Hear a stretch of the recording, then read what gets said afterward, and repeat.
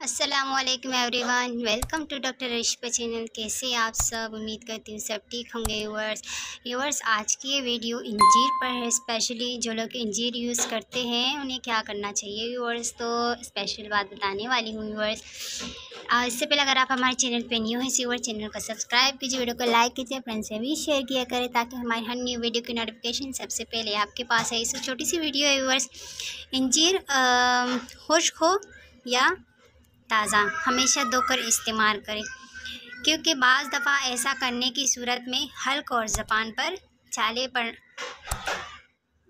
जाते हैं व्यूअर्स, और ज़बान जो है वो चालों से पड़ जाता है, तो इसलिए आपके फिर डॉक्टर के पास जाना होता है। काफ़ी बड़े मसले मसाइल क्रिएट होते हैं। सो व्यूअर्स ताज़े हो या ड्राई हो तो उसे आप अच्छे तरीके से धो लिया करें, वॉश कर लिया करें।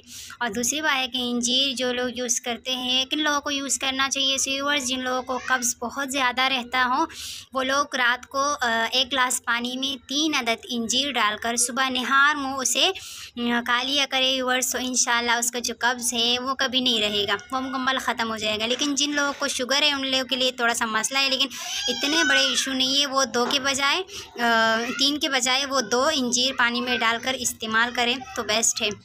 इतना ज़्यादा मीठा नहीं है व्यूअर्स, तो वो इजीली यूज़ कर सकते हैं। कब्ज़ के लिए ये बहुत ही ख़ास है इंजीर्स।